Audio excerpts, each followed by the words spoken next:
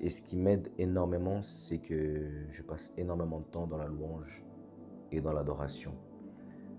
Ça compense énormément.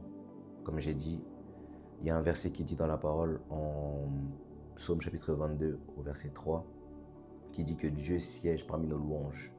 Donc, cela signifie que Dieu siège parmi nos louanges. Il y a pas, c'est simple, c'est écrit noir sur blanc.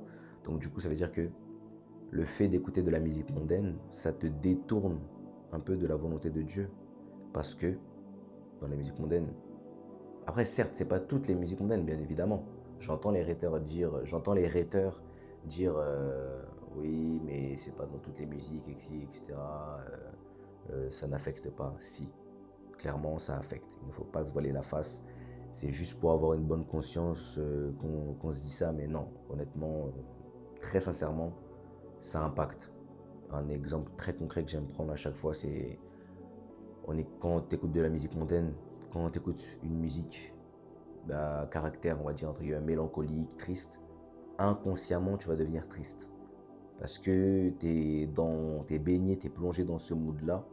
Et à l'inverse, si tu écoutes une musique qui est très énervée, très brutale, et tu entends des paroles que tu n'es pas censé entendre, ton esprit et ton cerveau vont assimiler ces choses-là, et ça va te donner des pulsions, des pulsions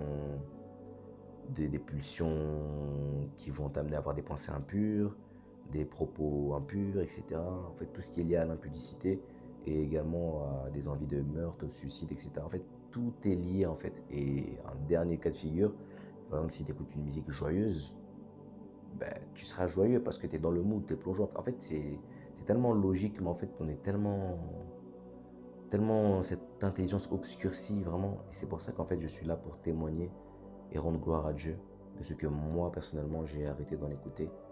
Et c'est une grâce de Dieu, vraiment. Parce que la foi vient de ce qu'on entend, comme je l'ai dit précédemment en Romains 10, 17.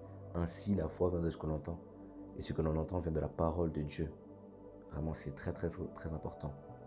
Et c'est ces dangers-là que, du coup, que je disais que je vais évoquer plus tard. Et c'est ces dangers-là dont je parle. Il faut faire très attention.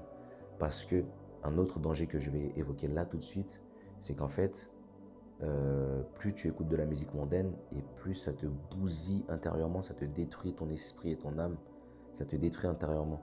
Alors qu'au contraire, plus tu écoutes de la louange, des adorations, ou quand tu écoutes de la musique chrétienne, des chants, des musiques qui glorifient Dieu, et bah ça nourrit ton esprit, c'est passer du temps dans la présence de Dieu en vrai, tout simplement.